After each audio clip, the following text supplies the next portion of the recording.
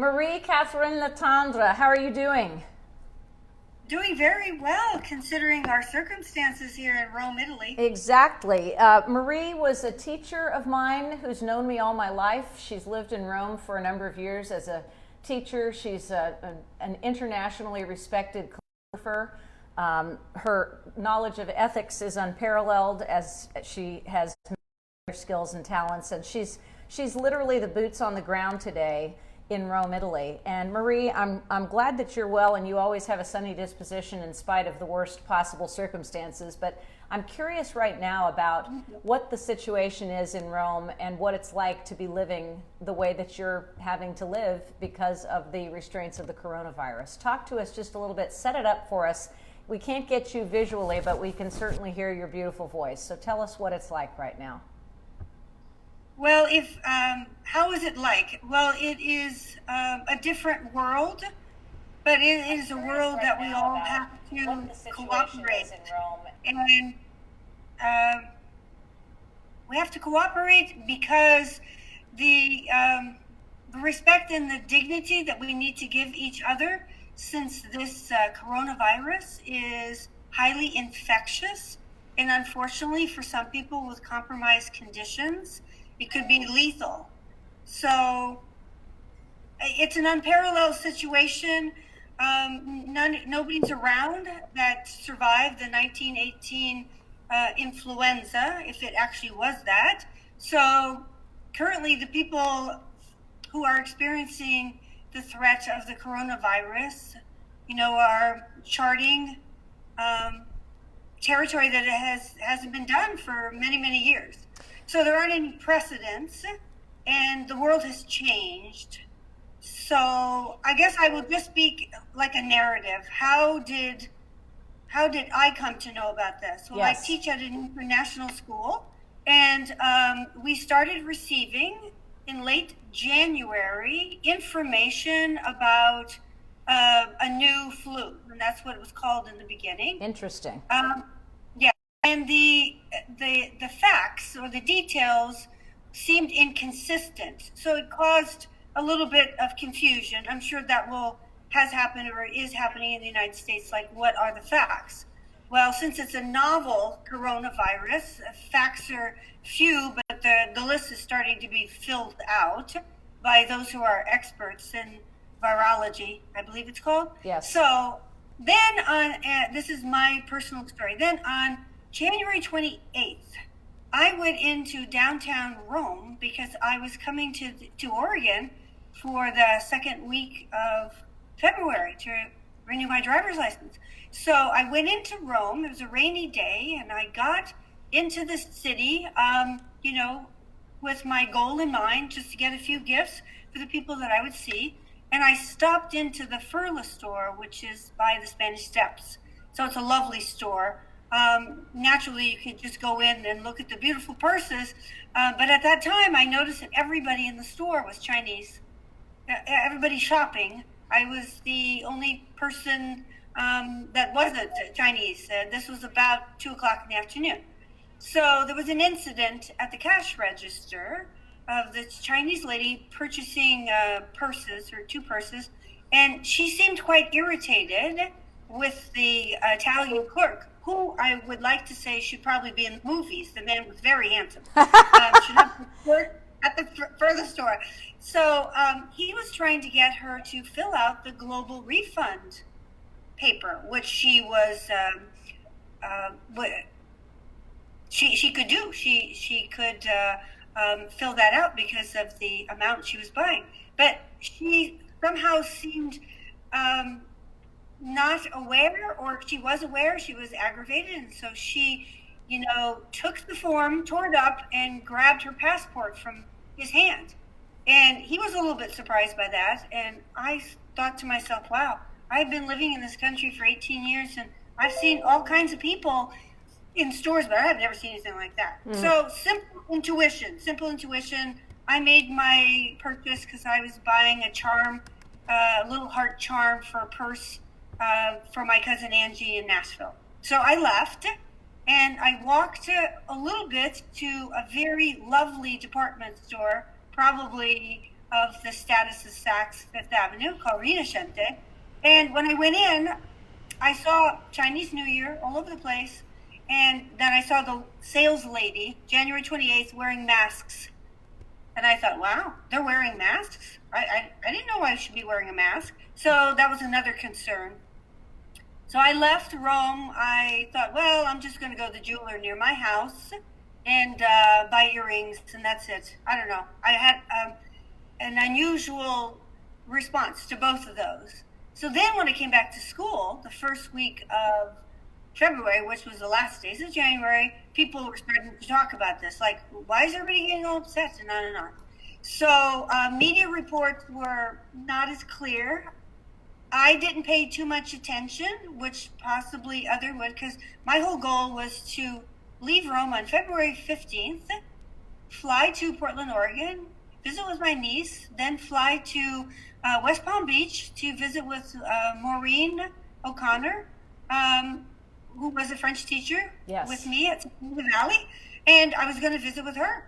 And I only realized the sheer weight and burden of what happened is when I came back to Rome on the Sunday morning, February 23rd, and as soon as we walked in the doors, the health officials seated at small desks with computers were taking our temperature. Wow.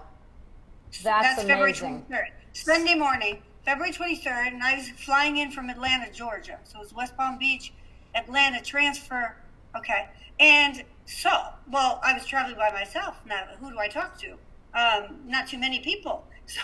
So I came out with my suitcase, and I was picked up by the chauffeur, who the service that works for Marymount.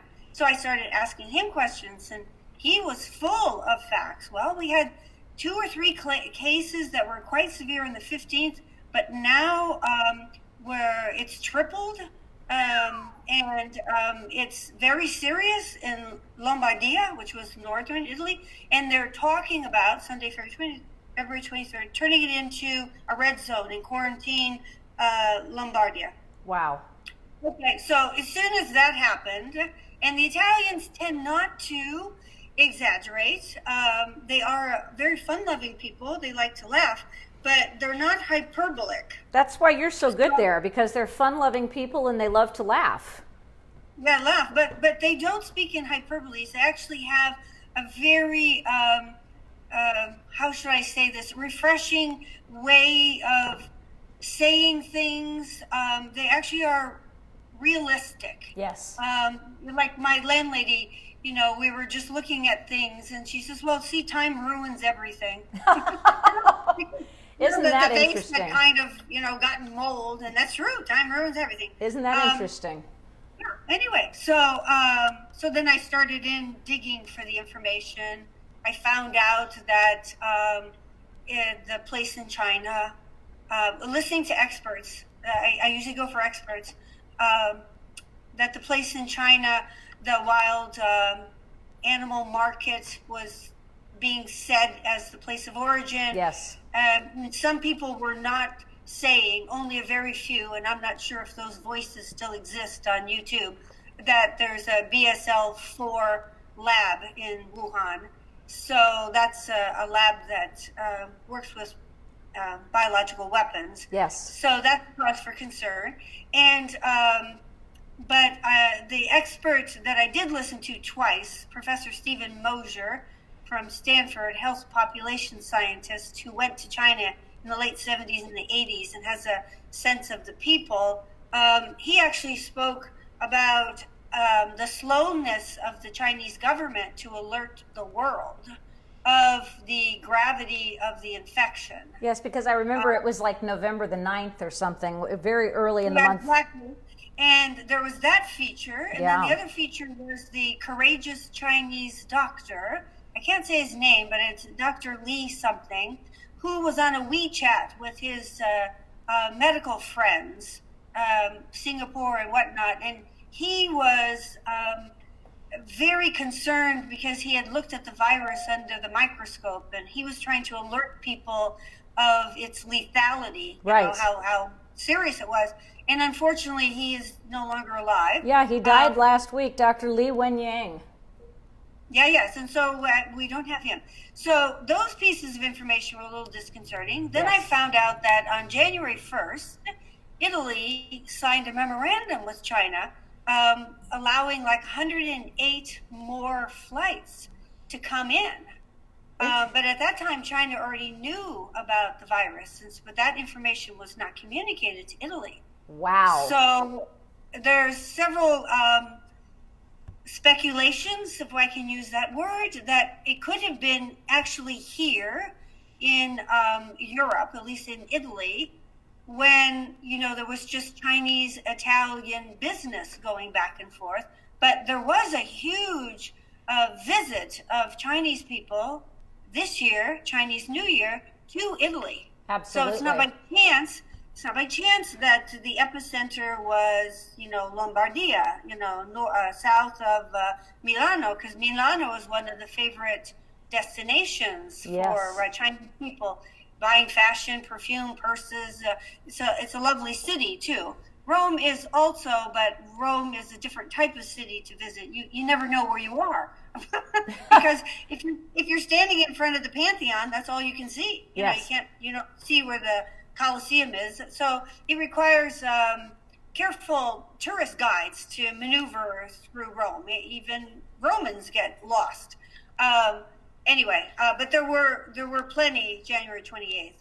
So I just don't know if the Lord has blessed me or if I'm supposed to do something important in life, but because I guess in my narrative I'm saying I guess I was exposed January 28th, and then I was on a plane with 258 people on February 15th, and then coming back I was on another plane. So definitely some sort of exposure to something.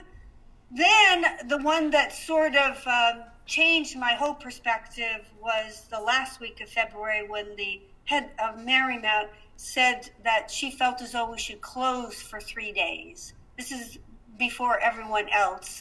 I thought to myself, maybe she had some information that she couldn't fully acknowledge, but she just felt it was in the interest of the school.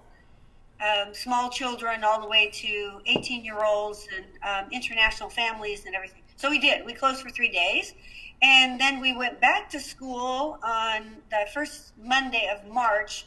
But by that time, the situation had become very serious in all of Italy because the cases had jumped. I can't even do the math. I'm sort of just shocked even if I say this. It had gone from less than 5 or 6. 1 or 2 of those were in IC unit in February, the first week of February, to 24,000 people diagnosed. And Italy had all kinds of tests. They were doing contact tracing. They had a very vigorous approach. The Italian healthcare system is very advanced. That's why we have a lot of refugees in this country, because they're getting services that they wouldn't have gotten in their home countries. So I wouldn't say it's because they don't know how to run a health system. They were just burdened because they don't normally have 500 people in the ICU unit ever. So Marie, let me ask you this question, and what you're telling me is absolutely fascinating. I have to tell the viewers who are watching us, just so they know who we're talking to. This is Marie Letendre, who is a former teacher of mine from St. Mary of the Valley in Beaverton, Oregon, and a lifelong mentor and friend and someone I admire, and one of the most brilliant women I know. Don't blush, but it's true. With such a wide, broad experience of life and the ability to communicate that experience in such an absolutely incredibly, sensory-oriented way with the expression. I wish they could see your face. They're looking at your picture, but I wish they could see your face. That's fine. Yeah. And your voice and the way that you explain what is happening. And we've got people watching who are probably wondering, including Katie Rust of Wave TV. Hello, Katie. Marie is living in the hotbed. She's in the middle of Italy, and she's experiencing what life is like after the worst of the coronavirus has revealed itself, and they are still quite in the midst of living with the after effects. So we go from where you discovered this incidence of illness, and then you took these trips, and you've been exposed undoubtedly several times, as I'm sure most of us have by this point. Right. But you just gave me stunning numbers of 2 or 3 people up to tens of thousands of people. 24,000.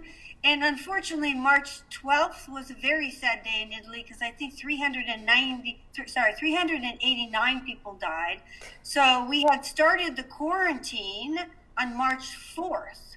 And then the lockdown for the whole country extended quite quickly because I have been teaching from home since March 4th, teaching online because it's an international school. Yes. The students will receive an American transcript, so they have to fulfill the requirements of their courses and school days.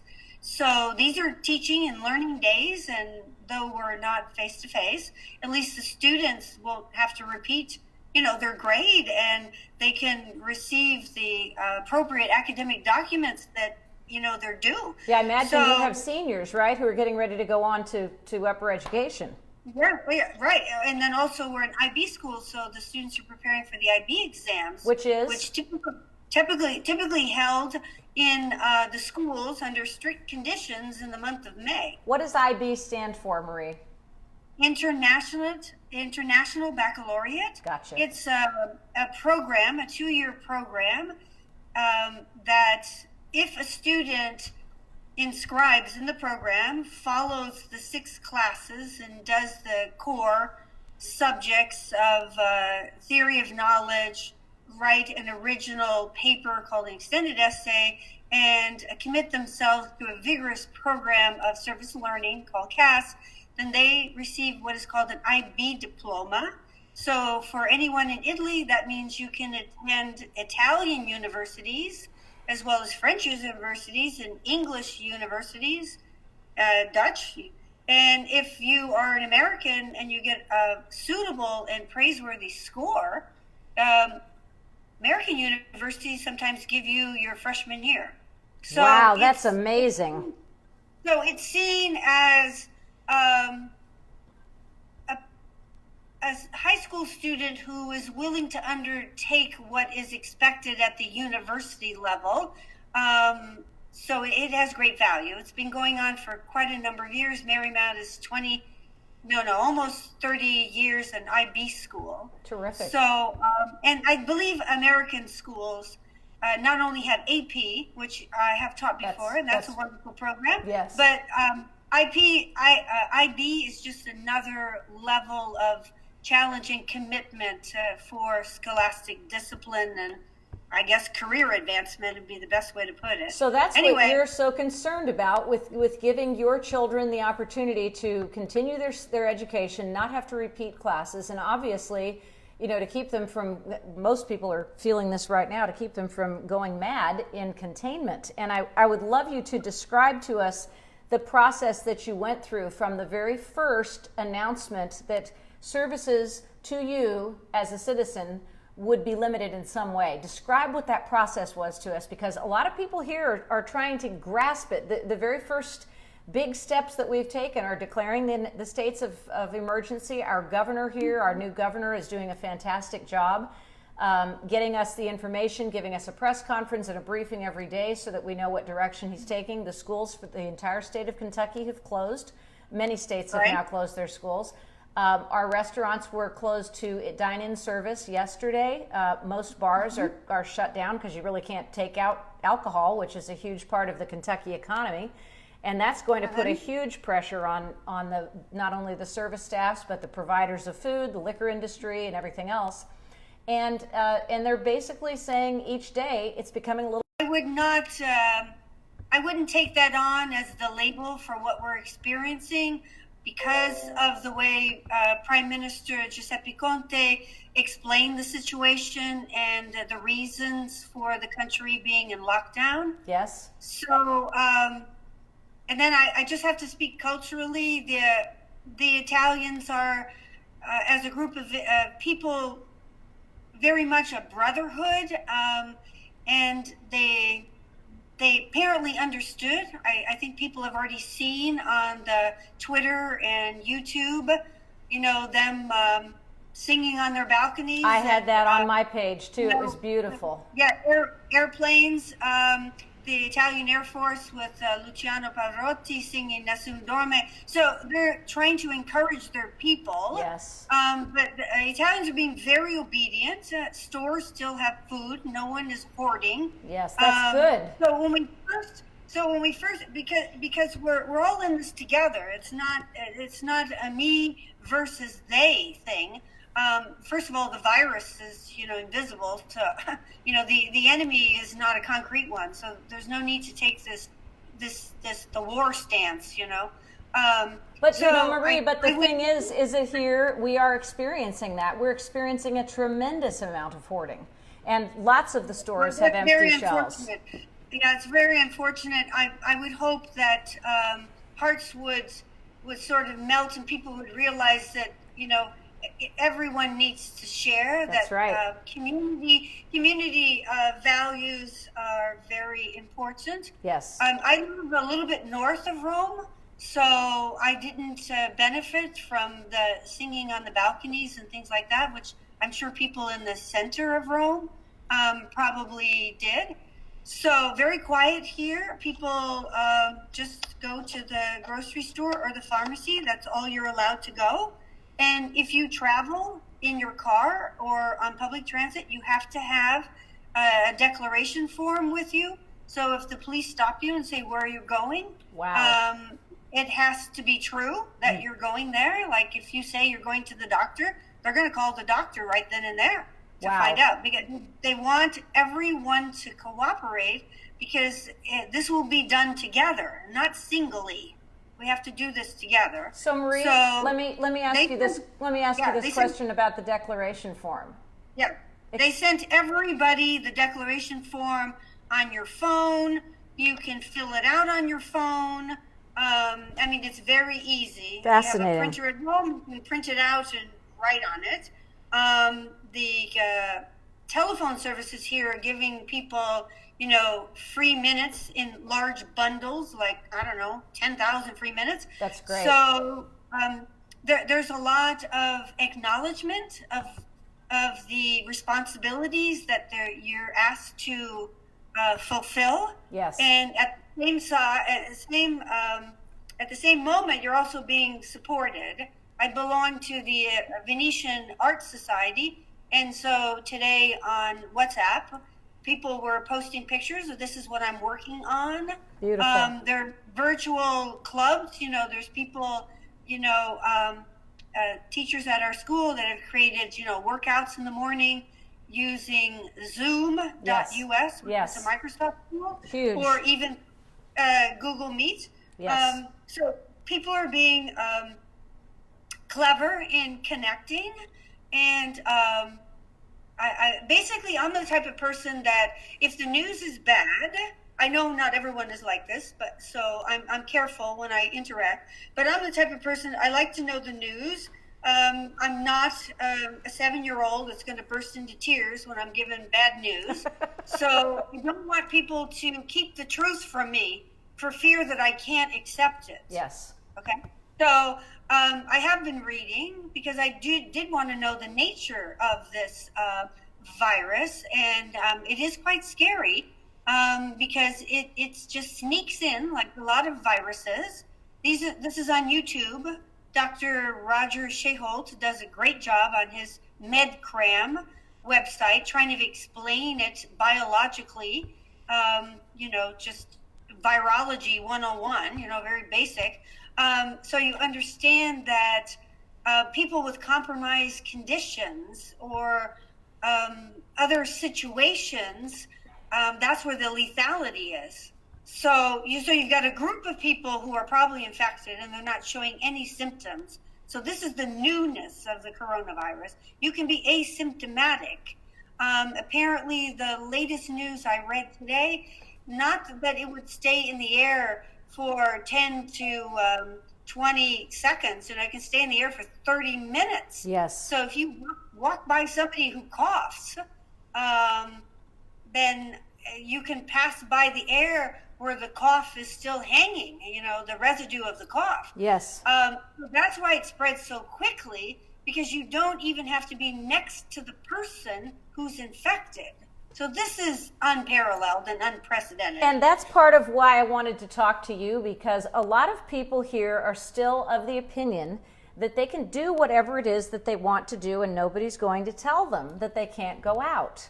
Nobody's going to tell them that they can't get together with their friends. I mean, we've gotten to the point where Alcoholics Anonymous and Al-Anon meetings, church meetings, fellowship of all kind meetings are all going online. Yoga classes are being taught online, as you just described from your school. Most communications that are taking place here are being offered, but there are still quite a few people who are not buying into the concept. And this is where I love the fact that you have all of this expertise in bioethics and in every imaginable type of understanding of the human psyche and how it works. We have a large component of our population that's basically in complete denial, like the Branson, Missouri people. All of those theaters, some of them have now closed, but they're insisting that they should be able to go on and make a living.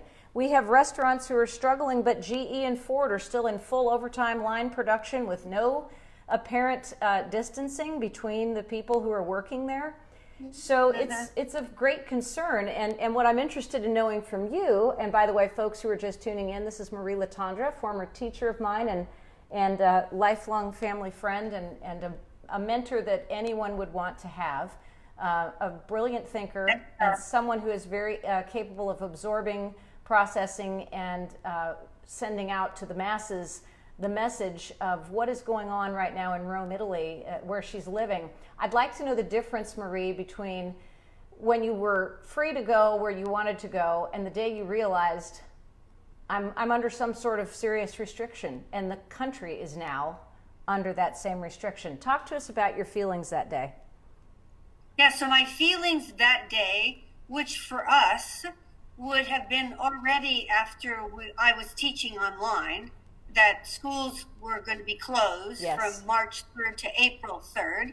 So I just, stayed home and taught from home. I didn't realize the full extent of the word containment. I'm not sure anybody does, because most people are quite happy sometimes, especially if their job is demanding. Oh, good, I can stay home today.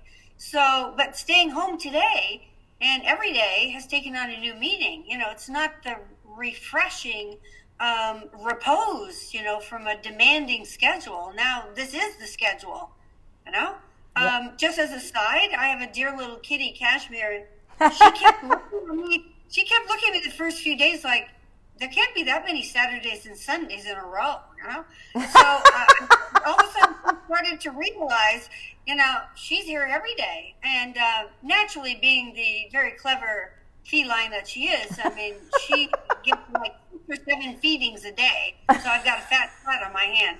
She has no idea of what we're going through, because she, and I'll use animal here, because animal models also inform human behavior. She hasn't had any variation because she's kind of selfish and she doesn't want any variation. Isn't that amazing? Right. And you know that I learned well through animal analogies. So what I have had to do, and everyone else in this country, all 90 million or 60 million Italians, is sacrifice.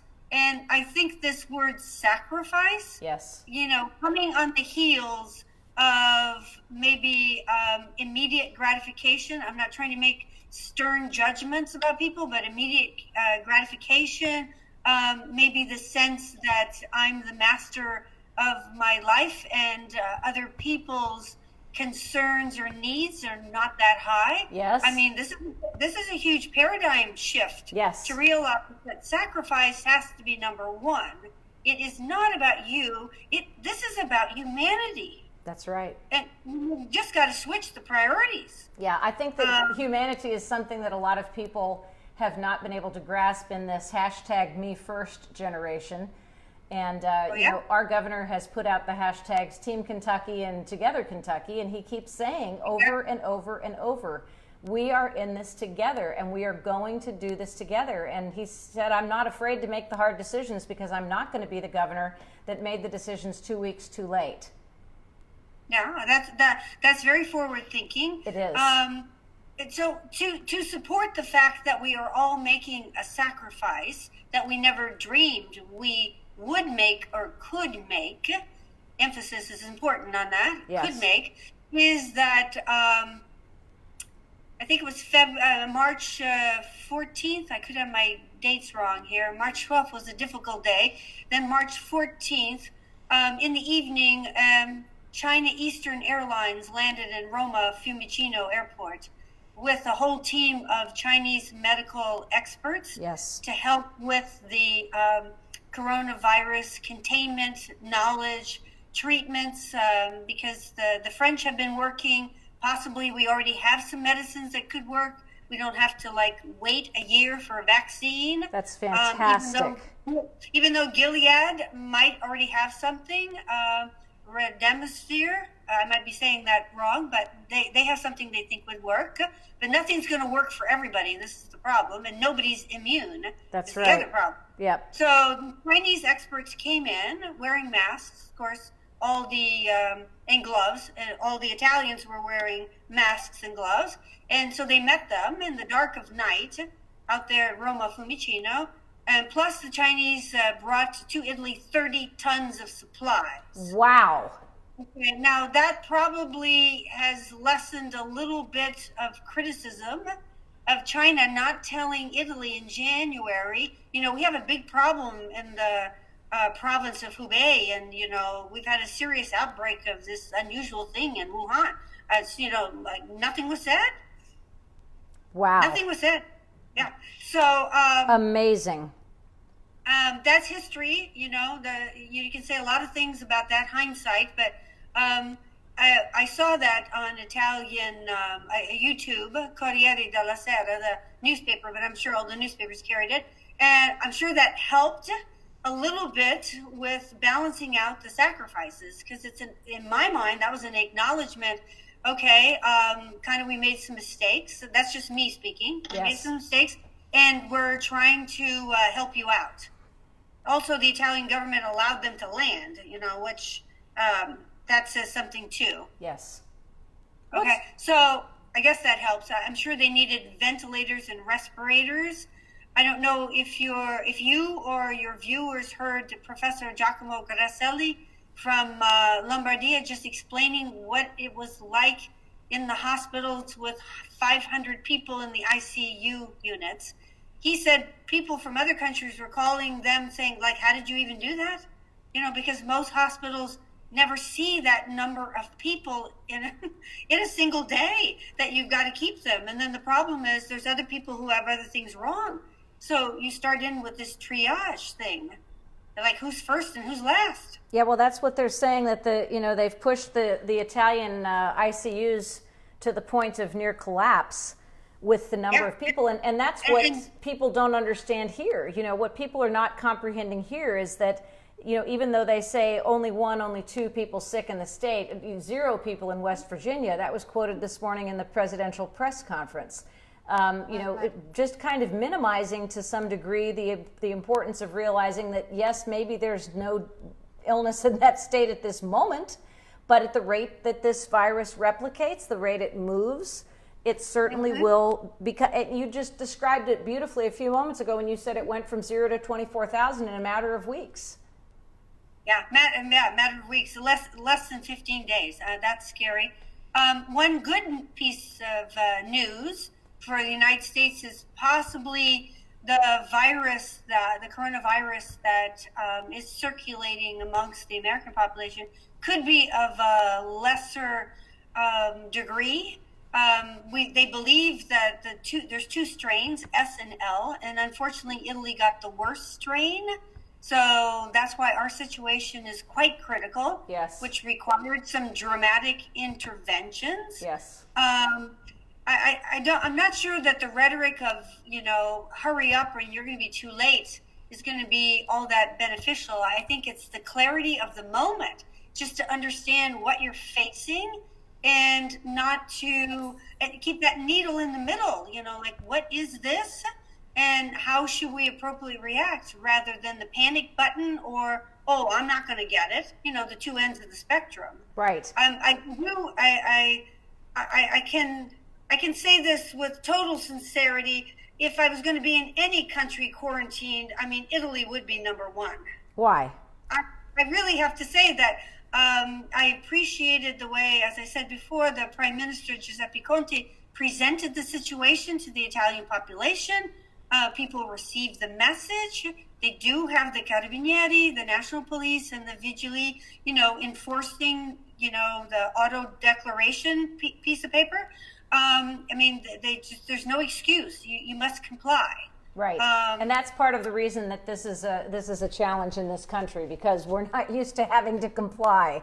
The constant freedom, the words freedom are bandied about quite frequently. And in this particular case, freedom is not necessarily the right. It's sometimes the privilege. Yes. And now you pointed out something very important, Tara. Freedom is an interesting word philosophically and sociologically and even psychologically. Is it right now, is the situation freedom to, or is it freedom from? That preposition is of utmost importance. I am free to comply because in complying I am safe. Wow. If I'm free from, I'm free from all these regulations. Who are they to tell me I have to stay in my house? Yes. That actually is an inappropriate response. It lacks actually some important reflection. Yes.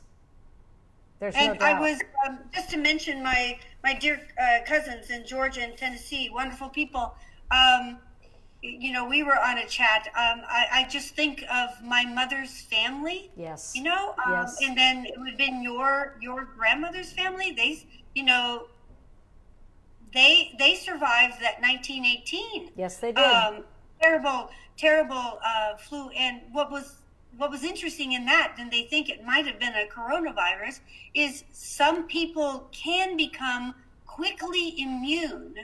So, someone in my family was a nurse, and they actually cared for people, and they survived. And so was my grandmother. Yeah, see, and they survived. So this is another unusual thing why you can't follow that line of thinking. They can't tell me what to do, because first of all, we don't know our own level of immunity. That's right. Like, some people don't even know our own level of health. Well, are you really healthy? You're a very healthy person, and I've always admired the way that you have just an outstanding diet, and you take care of yourself, and you get your exercise, and you rest, and you do your prayer and meditation of the type that most people would be envious, and you just have always been an inspiration in that regard. And with my taking an immunosuppressant drug for a period of 4 years, which I'm no longer taking, by the way, my immune system was severely compromised, yet I have moved carefully with social distancing, using hand sanitizer, wiping my nostrils with bacitracin, which has some sort of comforting feeling, even if it's not in reality. Without becoming symptomatic. Yet my best friend and I went to the boat the other night. They call it the boat, but it's really a land-based casino, and we hadn't been there in probably 15 years, and they opened up a new section, and we found out just yesterday that a week ago a person who's developed COVID-19 in Indiana was there at the boat the same night. So the fear goes into your heart, and then you have to start thinking logically, what's the worst thing that can happen? Well, you can die, but the chances are not great that you're going to. And that's the figure that I think it's Dr. Richard Hatchett. Yes. He was part of BARDA, and now he started his own coalition. I really enjoyed the interview with him because he was very careful in his language of explaining what we were facing, because he did not want to alarm, but he he wanted to inform.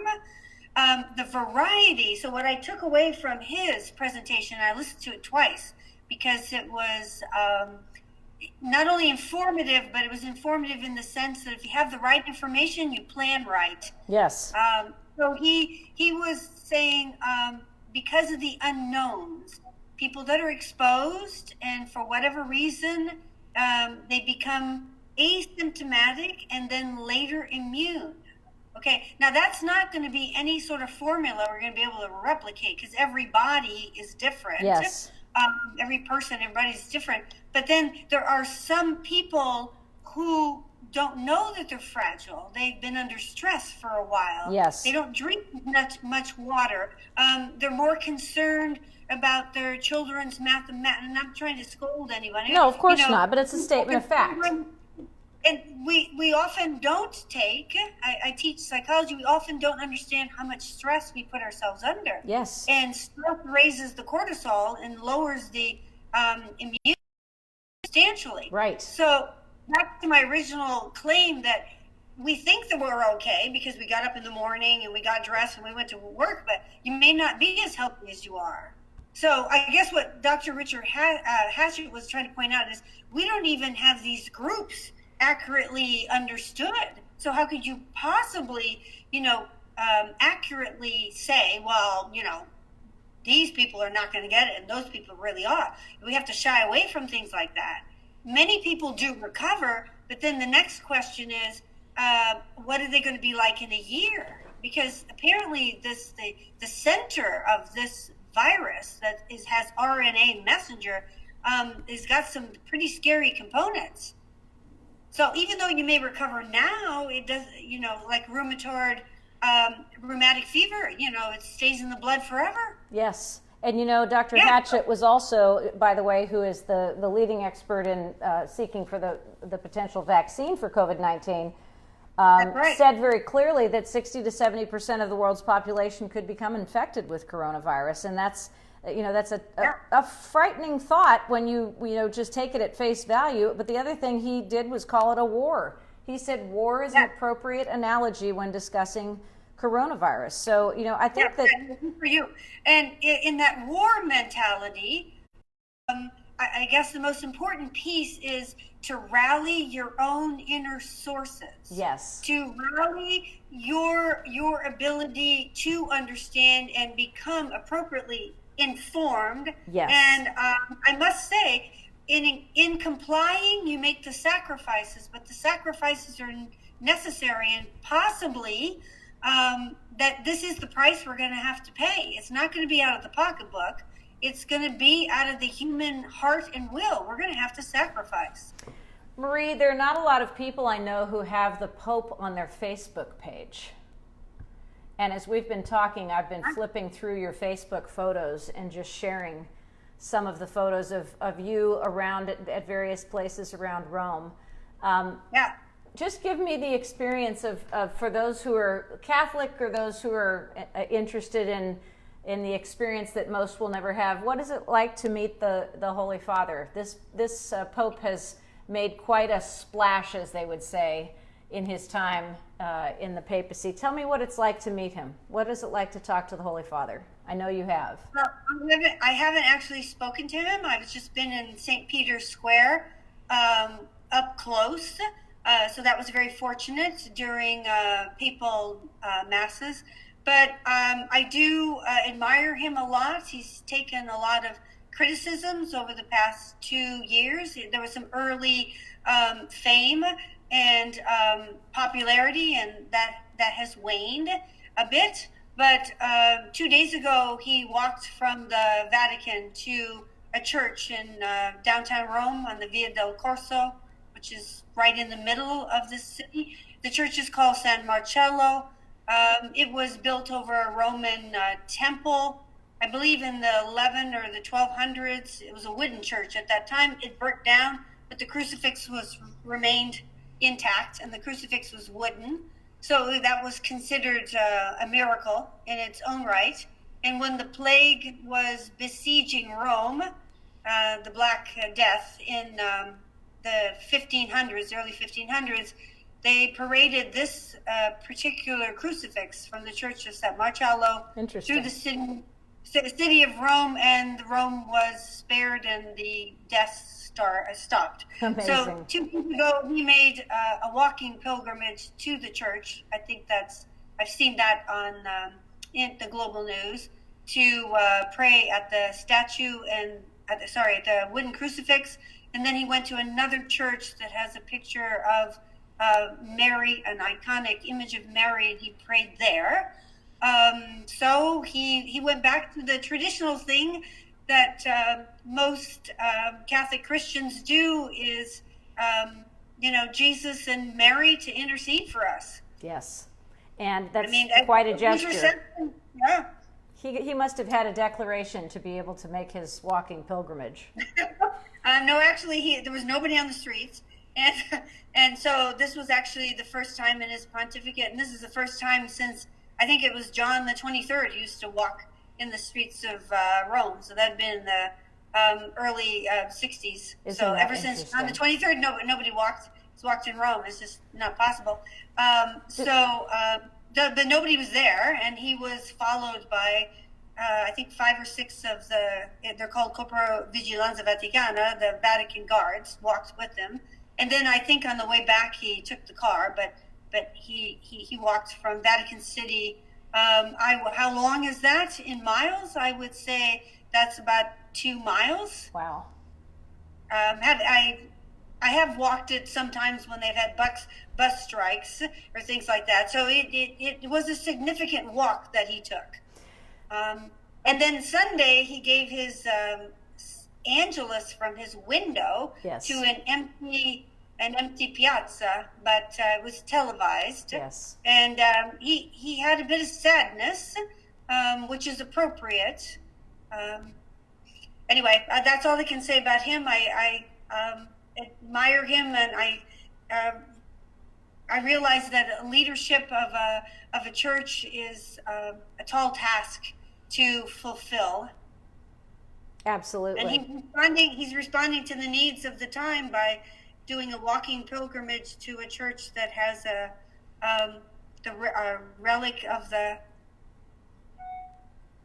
it's considered a relic, the wooden crucifix of the last great disaster that it was spared. So, Marie, that's right, exactly. The plague, 1522. Yes. So Rome has not been under siege like this since 1522. That historically, that would be important to know. I know they had world wars, and the country suffered, but I don't even think that the difficulties of World War II are as stringent as the current containment guidelines are. Tell me right now where things are. Describe for me what is you said everything is closed. Describe for me some of the services that you specifically are not receiving in this lockdown. Well, I what am I not receiving? Well, today I received my mail. I guess I'll say what I am receiving. I received my mail. They're still passing out mail, and I have gas canisters for my gas stove, and he delivered that on Saturday, and that was a contact through a WhatsApp. People are ordering things on Amazon. The Amazon delivers or delivering Amazon, because you just get out of the truck and with your mask and hand the person, they're wearing gloves, and so are you, the box, and that's it. Pharmacies are open. Yeah, pharmacies are open. Newspaper stands are open. There's a list of stores that are published, supermarkets, but they have to limit the number of people in the stores. Yes. So that's why sometimes a little bit of a line outside. Yes. The streets are quiet. You can take a short walk, but you can't be taking long walks. What do you do about your animals? I know you have your kitten, but what about dogs? What do people with dogs do to cope? Well, the gentleman next to me has a dog, and I saw him walking the dog on the street, because the street that I live on is off of a main street, So he was walking his dog instead of towards the Via Cassia, which is one of the roads that leads to Rome. He was just doing the whole length of the street that we live on. In other words, kind of just staying away from, I don't know, the mainstreams, if I could say it that way. You don't hear very many cars. It's even more quiet than Christmas Day in this country. And all roads lead to Rome, don't they? Well, the spike roads do. Yeah. So the Via Cassia, the Via Aurelia, the Nomentana, the Salaria, the Appia, so I live on one of the roads that leads to the center. Have they given you even the remote indication of how long the lockdown will last? Yeah, that's a very good question, because that would have to be based on better scientific and medical knowledge. And anyone, yourself including anyone that would listen to this, you already know that doctors and medical scientists are very circumspect. They sure are. They don't want to give people false impressions. If they cannot give you a prognosis, they'll tell you that. Yes. So the politicians here, the ones who would make these announcements, are relying on, the medical scientists and the doctors. I do have to point out that the first medical school in Europe was in Salerno, Italy. So, medicine in this country has been here since the 1200s. And they take a very careful look at it. The University of Florence is, another important center of scientific and medical research. So I am happy that I'm in that country. So to answer your question directly, they're not saying not because they don't want to, it's just because they can't. I don't think anyone can. And that's why we try to avoid getting to this point. And you couldn't, because you were the first directly infected country after the country of origin. And we have the ability to strike this coronavirus, with everything we've got, if we have agreement.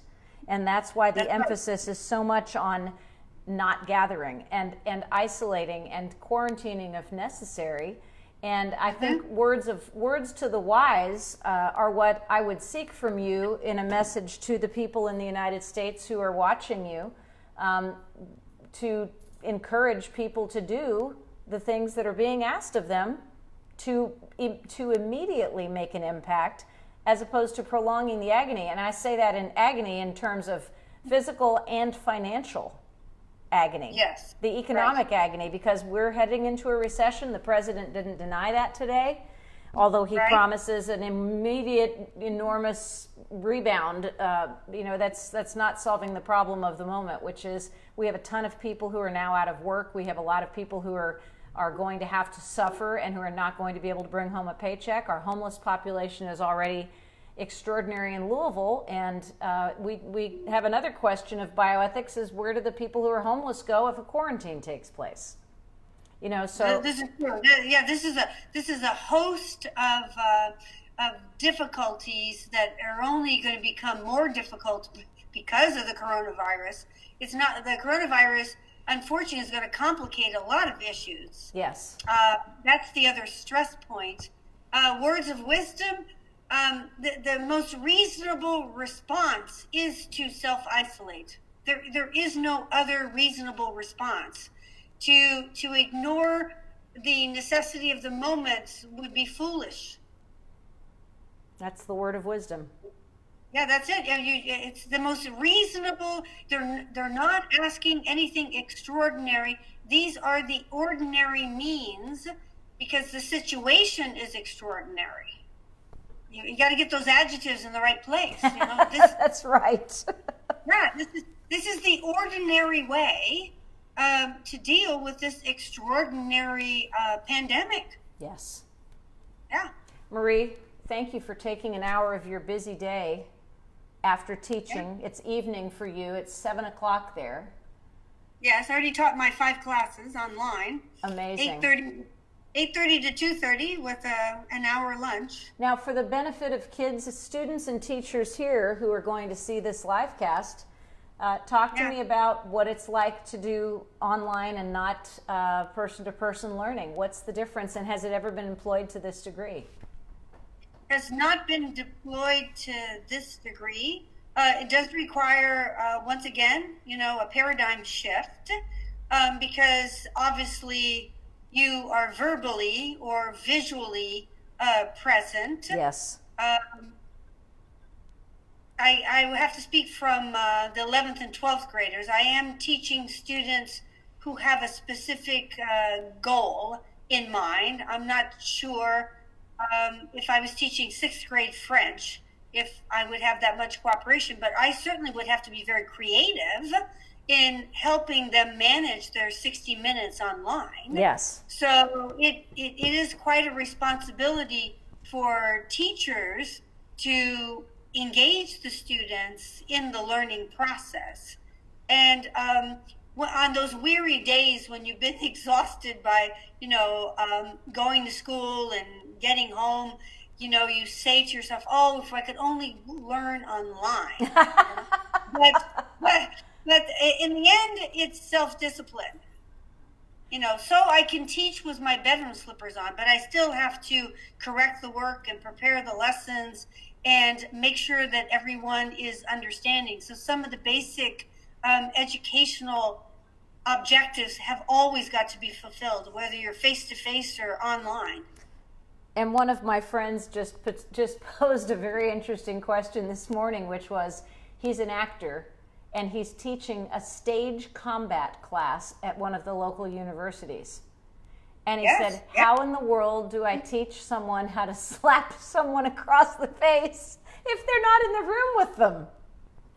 Yeah, that's right. That's right. So, and in his particular case, he can't invite his neighbor over because you're supposed to, stay separate. So I guess he will have to be very creative and probably find snippets or vignettes from movies. Yes. In which there's been the crack of a slap, and say, okay, Now, what about families? Let me ask you about families really quickly before we go. Somebody said to me the other day, how are we supposed to self-isolate if we live with someone? What are the recommendations in Italy? Are they actually asking people who live together to self-isolate in the home? No, if someone has tested positive and they're showing the symptoms, then they don't live at home. They go to quarantine. Yeah. And where is the quarantine? Or they. That's why we all received a message from our primary care physicians called Medico de Base here. That all your online prescriptions have been extended and don't come see the doctor. Yes. In other words, right now the medical professionals only want to deal with the critical cases. If you stubbed your toe, and the nail hurts, I think you're going to have to fix it yourself right now. Yeah, I understand that. And then one of the things that I think I'm questioning too is when they get to quarantine. Yeah, this I don't know. I have to read more about that. I do know that they have set up. I think these exist in the United States. They can put up a building that has kind of polymer type walls and windows and things, and they can insulate and heat them. Like tent-like things. They had to do this up in Lombardia. Just for all the new units that they need. God, that's just frightening. It really is amazing when you stop to think about it. I am sure that when this starts to de-escalate, which some medical professionals are saying, if we can really do the self-isolation and the quarantine thing, it could just all of a sudden absolutely stop. And that would be wonderful. But the more that people push the envelope, like you're pointing out that, no, I'm not going to do this, then they just risk having this persist. Yeah, and that's where we have The whole idea is if we can cooperate, we can stop it. Individually and as a team. Exactly. Thank you for taking so much time, and please give that beautiful kitten a kiss for me. Yeah, Kashmir. She's probably asleep outside, totally unawares. Does she have a little perch on your window that she loves, a little balcony? Well, she has a veranda outside my window, You've which built is her very a large. You've built Yeah, your it's cat about- a veranda. I love that.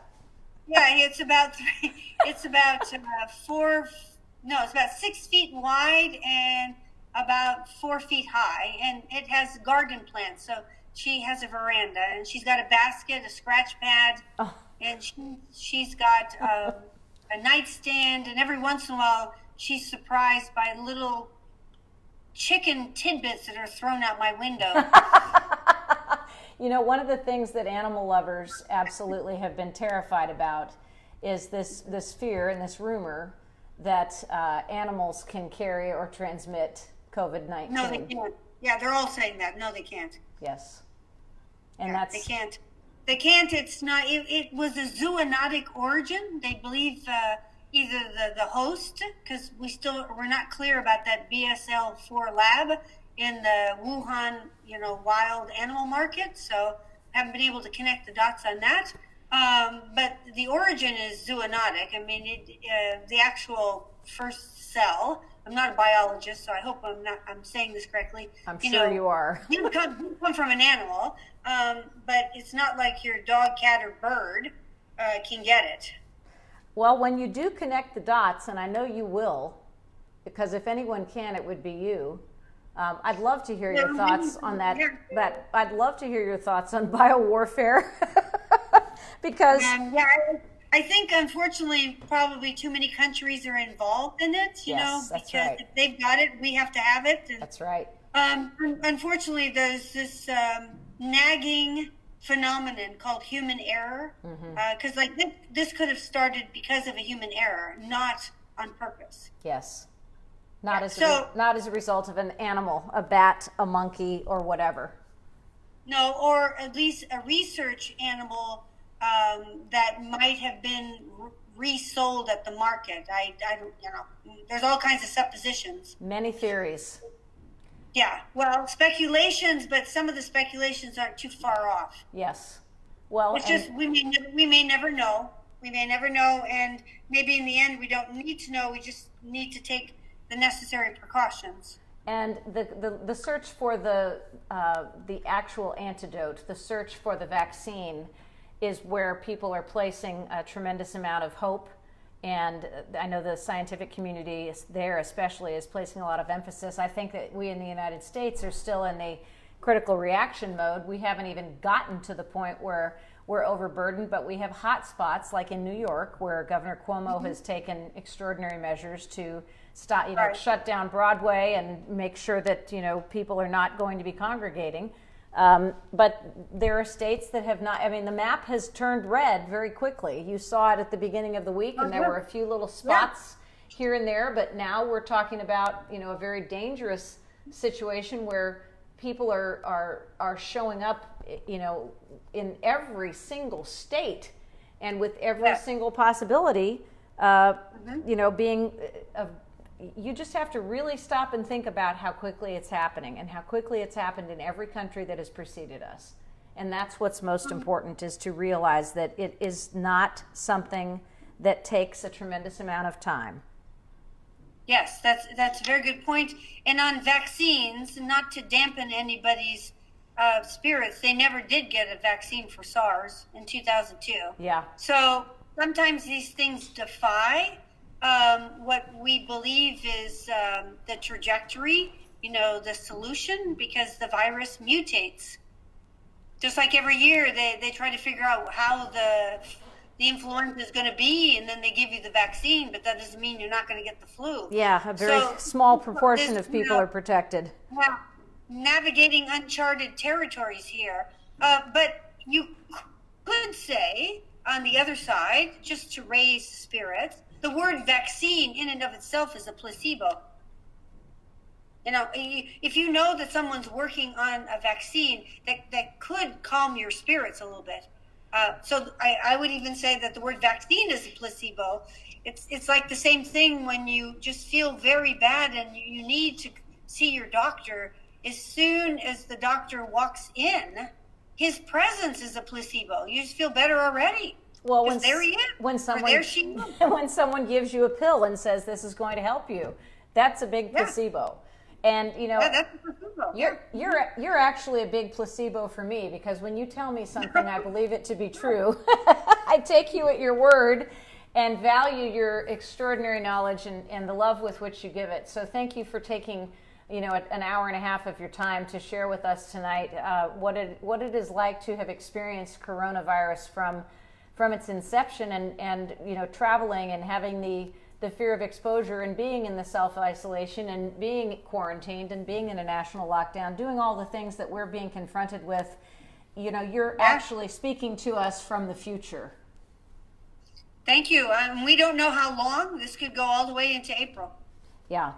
And I've heard longer. You know, when the Kentucky Derby is moved for the first time since World War II to Labor Day weekend, we know that all is not right in the world. So Marie Letendre, thank you so much. I'm going to take this Facebook live cast and probably cut it up in small chunks and replay it in watch parties so more people will be able to see it and enjoy it. And I love you, and God bless you, and I appreciate you, and be safe. Yes. Okay, bye-bye.